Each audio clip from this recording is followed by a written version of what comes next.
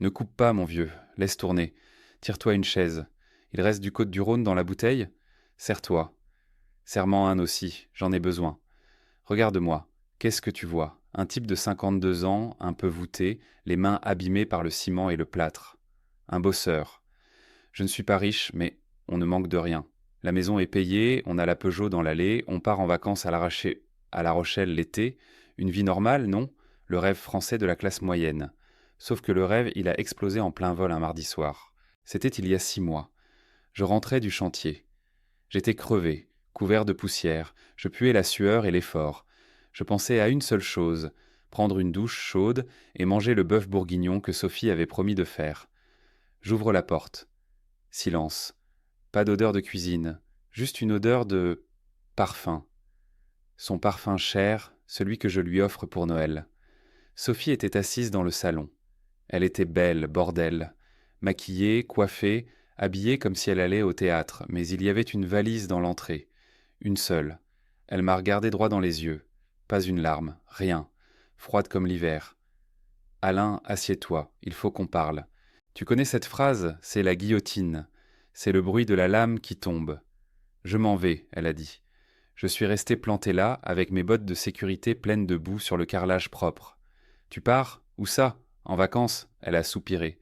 Ce soupir exaspéré qu'elle faisait quand je laissais traîner mes chaussettes. Non, Alain. Je te quitte.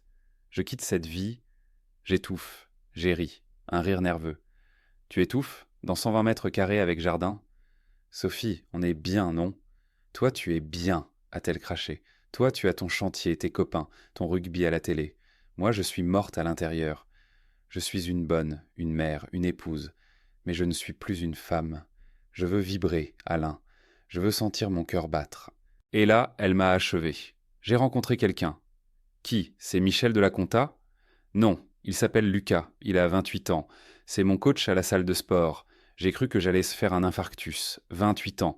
Il a l'âge de notre fils aîné s'il était né plus tôt. Il pourrait être mon stagiaire. Lucas, ai-je murmuré. Le type qui te fait faire des squats? Il est différent, Alain. Il est vivant. Il a des rêves. Il ne rentre pas le soir en parlant de béton et de factures. Il me regarde comme si j'étais une déesse. Toi, tu me regardes comme si j'étais un meuble. Je me suis assis lourdement. Le canapé a grincé. D'accord. Tu veux jouer à la gamine. Tu veux ta crise de la cinquantaine. Vas-y. Mais les enfants? Tu les emmènes où? Dans son studio d'étudiant? Sophie a baissé les yeux pour la première fois. Elle a lissé sa jupe. Non. Je ne les prends pas. J'ai cru avoir mal entendu. Pardon? Lucas, il n'est pas prêt pour ça. C'est compliqué. Et puis, je ne veux pas les déraciner. Ils ont leurs amis ici, l'école. Et toi, Alain, tu es un roc. Tu es le pilier. Tu sauras t'occuper d'eux. Tu te fous de ma gueule? Ai-je hurlé. Tu abandonnes tes gosses? Théo a 12 ans. Clara en a 17. Elle est en pleine crise d'ado. Ils ont besoin de leur mère. Elle s'est levée, a pris son sac à main. Ils ont besoin d'un père stable. Moi, j'ai besoin de vivre pour moi. J'ai donné 20 ans de ma vie à cette famille. C'est mon tour. Je viendrai les voir un week-end sur 2. Comme un père divorcé, quoi. Pourquoi ça choquerait quand c'est une mère? Elle a osé dire ça. Elle a osé comparer son égoïsme à la douleur des pères qu'on prive de leurs gosses. Elle a marché vers la porte. Ne me juge pas, Alain. Un jour, tu comprendras. La vie est trop courte pour s'ennuyer. La porte a claqué. Clac. C'est un bruit sec, définitif. Je suis resté seul dans le silence. Et puis, j'ai entendu un bruit à l'étage. Une porte qui s'ouvre doucement. C'était Théo. Il était en pyjama Spider-Man. Il pleurait en silence. Il avait tout entendu. Je suis monté 4 à 4. Je l'ai pris dans mes bras. Il tremblait. Papa? Maman est partie? Qu'est-ce que tu dis à un gamin de 12 ans dont la mère vient de se barrer pour aller coucher avec un mec qui porte des débardeurs fluo? J'ai ravalé ma rage. J'ai ravalé mes larmes. Oui, bonhomme. Elle est partie. Mais moi, je suis là. Je ne bouge pas. Je suis là. Clara est sortie de sa chambre. Elle avait ses écouteurs autour du cou. Elle avait ce regard noir, ce regard de haine pure. Pas contre moi. Contre le monde. Quelle salope, elle a murmuré. Clara, ne parle pas de ta mère comme ça. C'est une salope, papa. Elle nous jette comme des vieux jouets. Elle est retournée dans sa chambre et a mis la musique à fond. Et moi? Je suis redescendu dans la cuisine. J'ai ouvert le frigo. Il était vide, pas de bœuf bourguignon, juste un paquet de jambon et des yaourts. J'ai mangé une tranche de jambon, debout, devant l'évier. J'ai regardé mes mains, mes grosses mains de travailleur. Elle m'a jeté parce que je suis ennuyeux, parce que je suis solide, parce que je suis un homme qui assume ses responsabilités pendant qu'elle veut jouer à l'adolescente attardée. Ce soir-là, j'ai compris que ma vie d'avant était morte. J'étais seul, avec 2 gosses blessés, une maison vide et un cœur en miettes. Et je te jure, le silence dans cette maison, c'était le bruit le plus fort que j'ai jamais entendu. Serre-moi un autre verre. Tu te demandes comment on a survécu ? C'était l'enfer, mon vieux. L'enfer absolu. Les premières semaines, j'étais comme un zombie. Il fallait gérer le chantier le jour, gueuler sur les maçons, vérifier les plans, et le soir, je devenais une maman. Tu sais faire une machine de blanc sans faire virer les couleurs ? Moi, je ne savais pas. J'ai teint tous les slips de Théo en rose. Tu sais cuisiner autre chose que des pâtes. Au début, Teta, on a mangé des pâtes au beurre pendant 15 jours. Les gosses n'en pouvaient plus. Mais j'ai appris. Par nécessité.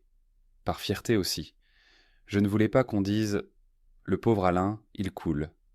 Non, Alain ne coule pas. Alain est un chef de chantier. On construit, on ne démolit pas. J'ai appris à faire les tresses de Clara le matin, même si elle râlait que je tirais trop fort. J'ai appris à aider Théo avec ses maths, même si je n'y comprends rien à leur nouvelle méthode. J'ai appris à faire des lasagnes.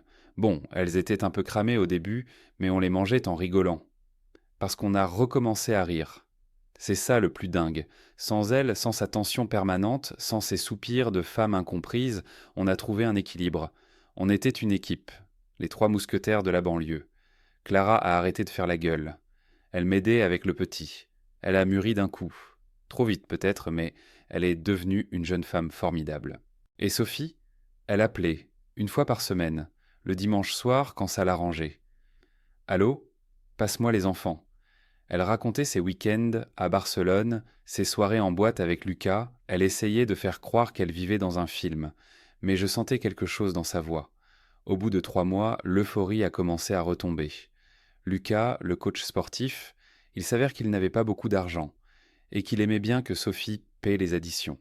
Et puis, vivre avec une femme de 50 ans quand on en a 28, au début c'est excitant, c'est la cougar. Mais après, quand elle a mal au dos, quand elle veut parler de choses sérieuses et que lui veut jouer à la PlayStation. C'est arrivé mardi dernier. Il pleuvait des cordes, un temps de chien.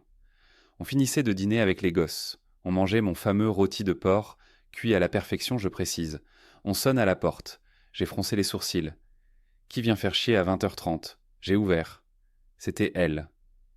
Sophie. Mais pas la Sophie flamboyante d'il y a 6 mois. Elle était trempée. Le maquillage coulait, elle avait l'air vieille. Oui, vieille et fatiguée. Elle avait 2 valises cette fois. Elle m'a regardé avec des yeux de chien battu. Alain, je peux entrer ? J'ai bloqué l'entrée avec mon corps. Je n'ai pas bougé d'1 millimètre. Qu'est-ce que tu fais là, Sophie ? Elle a reniflé. C'est fini avec Lucas. C'était une erreur. Une terrible erreur. Je me suis rendu compte que c'est ici ma maison. C'est toi ma vie. J'ai été folle. La crise de la 50aine, comme tu as dit. Pardonne-moi. Elle a essayé de sourire, un sourire misérable. Les enfants sont là, je peux les voir, on reprend tout comme avant. J'ai regardé cette femme. Celle avec qui j'ai vécu 25 ans. Celle que j'ai aimée plus que tout. Et tu sais ce que j'ai ressenti ? Rien. Absolument rien. Pas de haine, pas d'amour, juste une indifférence polie.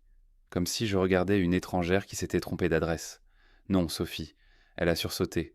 Quoi, non ? Je suis ta femme. Non. Tu étais ma femme. Tu as démissionné, tu te souviens ?